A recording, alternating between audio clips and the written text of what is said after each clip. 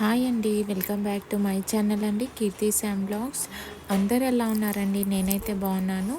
So ఇవాళ update వచ్చేసి మనకి L3 లబ్ధిదారులు ఎవరైతే ఉన్నారో వాళ్ళ గురించి అండి.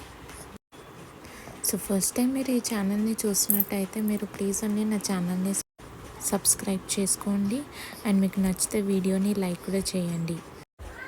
L3 లబ్ధిదారులు ఎవరంటే ఎవరికైతే ఆల్రెడీ సొంతం ఇల్లు అనేది ఉందో వాళ్ళు వచ్చేసి L3లో వచ్చారండి.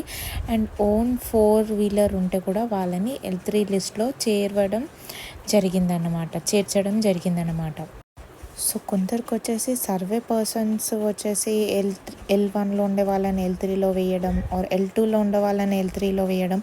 సో ఆ రీజన్స్ వల్ల కూడా చాలామందికి ఇలా సర్వే అనేది మిస్టేక్ అవ్వడం.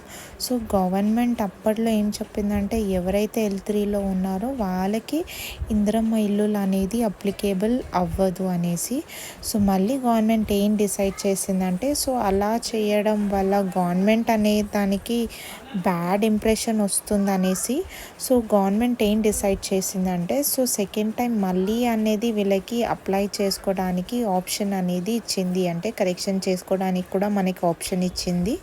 సో మళ్ళీ మనకి ఎవరికైతే L3 లబ్ధిదారులు ఉన్నారో వాళ్ళకి మళ్ళీ అప్లై చేయడానికి ఆప్షన్ ఉంది. సో ఇందులో కూడా మనకి ఏంటంటే మళ్ళీ అర్హులు ఎవరైతే ఉన్నారో, ఎలిజిబుల్ ఎవరైతే ఉన్నారో వాళ్ళకే మనకి ఇందిరమ్మ ఇల్లులు అనేది వస్తుంది.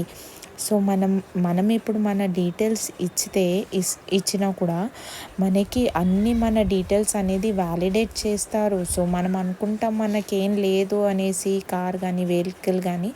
సో ఇప్పుడు ప్రజెంట్ సిచ్యువేషన్ ఎలా ఉందంటే ఒక్క ఆధార్ నెంబర్ కొడితే ఇంకా మనకి అన్ని డీటెయిల్స్ వచ్చేస్తాయండి.